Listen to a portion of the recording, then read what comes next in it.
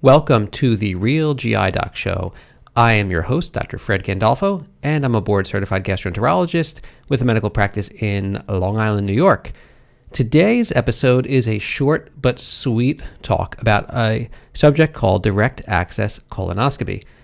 What that is it's the concept of coming in for a colonoscopy procedure without the need to make a pre-procedure visit. So instead of meeting me and then meeting me again for the colonoscopy, you would just have to come in once for the colonoscopy. And before I talk about what that is, I guess I'll talk about where the idea came from.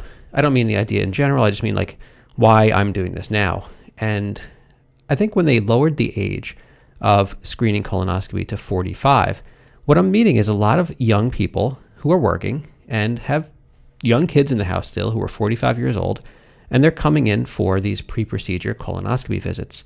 And statistically, the younger you are, the less health problems you typically have. So I'm meeting a lot of healthy 45-year-olds and 46-year-olds and 50-year-olds and, even 55, 60, 65-year-olds.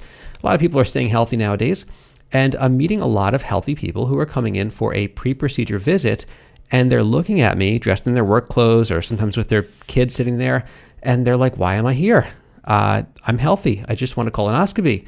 So I feel the same way. I'm sitting there looking at them trying to make small talk because I feel like I need to justify why they're coming into the office. And the purpose of this direct access colonoscopy thing is that you could just come in if you're healthy, relatively healthy. You can have a couple of problems. We'll go into that. But if you're relatively healthy, you have well-controlled medical issues and not taking any major medications, you can just come in and schedule a colonoscopy straight up. We'll take care of it on the phone. We'll give you the prep. We'll talk to you about the procedure. We'll ask you some screening questions. We'll have you fill out some paperwork online. And then you just come in for the procedure. You come in one time, one and done. So that's the goal, and that's the concept of direct access. So who's it good for? Who is a direct access colonoscopy good for? Well, overall, it's good for basically healthy people aged 45 to 75 coming in for routine procedures. Direct access is not great if you have abdominal pain or anemia or a change in the bowel habits or some type of gastrointestinal history that you need to talk about. If you have inflammatory bowel disease, chronic diarrhea, significant bleeding, like you see blood in the stool when you go to the bathroom frequently. I'm not just talking about a drop of red blood in the toilet paper. I'm talking about real bleeding, severe constipation, weight loss, other kinds of things. Then it's a good idea to come in and have a consultation because you might not just need a colonoscopy. There might be much more to look for and other tests to do.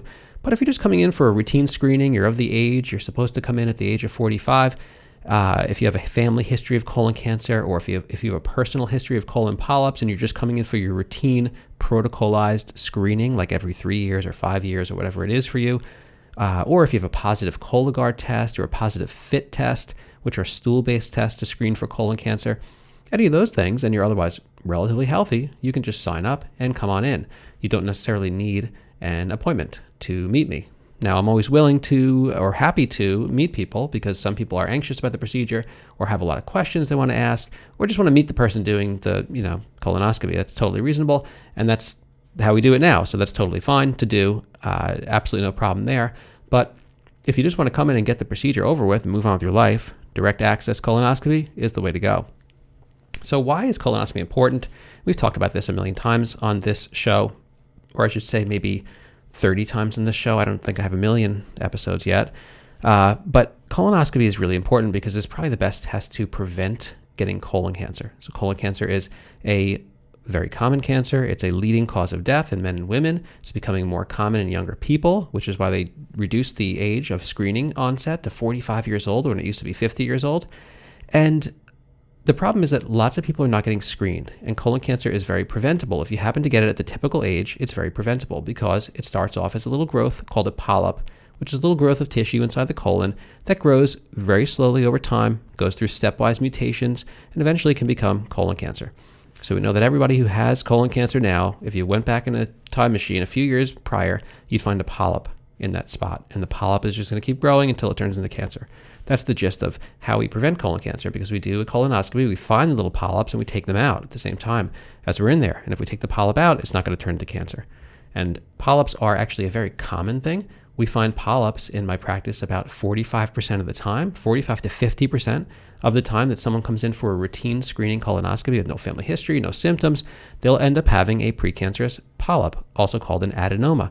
And that number is called the adenoma detection rate. It's one of the quality measures that we look for in colonoscopy. And that number that we find in the community is much higher than you're supposed to find as the bare minimum. So it means that we're doing a really good job at finding these polyps and preventing colon cancer in the community.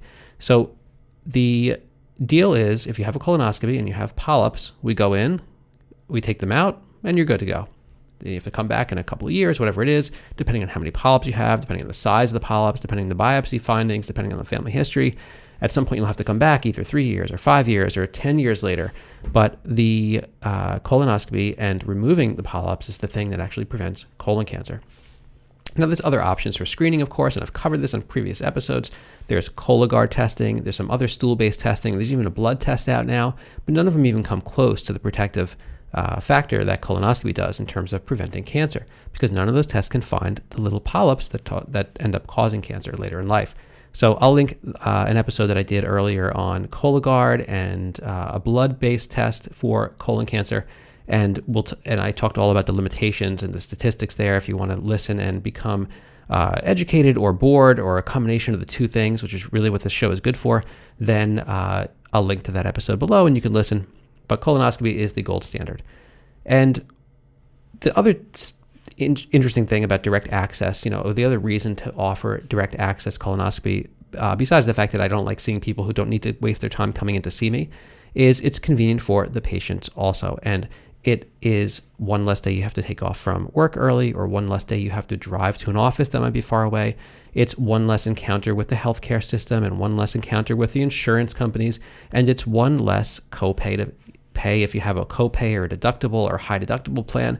Not all these pre-procedure visits are always covered well, and sometimes you have to pay a copay or whatever it is with your plan. So it's one less instance where you may have to open your wallet and pay some money to get healthcare. It removes barriers to screening because it's just one more step to take. So it's hard sometimes to make that first step and make the phone call to come in and make the appointment. And then you have to come back again for the procedure. So if you want to get things, just want to get stuff done, make the decision to do it, then you just call up and make the appointment, and that's all you have to do. It's one less thing you got to do. You don't have to come in and meet me again. As much fun as it is to make small talk, I'm sure that you have better things to do with your time. So that's basically direct access in a nutshell. And who can't get it? So who is direct access not really a good choice for? Well, if you have the following conditions, it's probably not a great choice for you. And we're going to phone screen people for these kind of issues, but it's a no-go if you have some of these more substantial or more significant medical issues, because sometimes I need to modify your medications, figure out your blood thinners, talk to a cardiologist about your risks of holding blood thinners or how to manage a pacemaker that you might have, etc. So the criteria really, or the reasons why you should not come in for a direct access colonoscopy, and these things you can always call for direct access and we'll figure it out, because we're going to send you a screening form. You're going to fill out some things online. We're going to ask you all these questions. So it's not like you have to know all this beforehand, but just so you know, if you're listening, if you have active cardiac disease, so if you have congestive heart failure that's active, you're on diuretics for that. If you have active coronary artery disease, if you recently had a stent put in the heart within the last year or so, if you have certain types of valve problems with your heart, those are all reasons why you should not come in for a direct access colonoscopy, and we would pick that up beforehand and we'd have you come into the office to figure out how to manage everything safely. If you have severe sleep apnea, if you have any advanced organ disease, kidney problems, liver problems, lung problems, any of those things, it's good to come in and talk. If you're taking any type of blood thinner, except for low-dose aspirin or baby aspirin, that's totally fine. But if you're taking anything more powerful than that, it's probably not a good thing to come in for a direct access colonoscopy. We should figure out how to manage the blood thinner ahead of time. And if you have a pacemaker, if you have a defibrillator, that's definitely not a direct access type thing. If you have a history of prior problems with anesthesia, if you have morbid obesity, which increases the risk of all kinds of complications in general, if you have a seizure disorder, if you have a substance abuse disorder, if you have any poorly controlled medical issue, poorly controlled diabetes, poorly controlled hypertension, I would hate that if you showed up the day of the procedure and something was so out of whack that we couldn't safely do it, and then you went through the whole prep. That would really be an unfortunate situation, and I don't want to do that to anybody. So we want to know about that beforehand. So if you have really poorly controlled hypertension, we have to get that under control so you don't show up and your blood pressure is 200 the day of the procedure. And any history of a difficult colonoscopy, prior poor prep or prior problems with colonoscopy, incomplete colonoscopies by a different doctor, any of those things would make it something you should come in and talk to me about, because we can figure out a good way to do the prep without just giving you the standard protocol, because if that's failed you in the past, you don't want to make the same mistake twice. And that's really the story on direct access. So short and sweet. It's a good thing to offer, I think, to the community and I guess the Long Island community at large. So anyone can come over and get a direct access colonoscopy if you meet these criteria. And how does it work? Well, there's a sign-up form on our website. I'll put a link below. And you just sign up. You put your name and your date of birth and your phone number and your email in there and a couple of quick questions. And then we reach out to you and we take it from there. So this is an experiment that we're doing in real time here. I know other practices do this, and I'm just starting to offer it now. So I'm excited to see how it works, and I hope that it opens up the doors to more screening and removes these barriers and increases patient satisfaction and convenience for this important colonoscopy, which can basically avoid you getting colon cancer, prevent getting colon cancer, and it's a life-saving test in some people and many people. So it's important to do, and I'll put the link to the website sign-up form below. And thank you for listening to this episode of the show all about direct access colonoscopy, with quite a bit of plugging of the new program in my practice.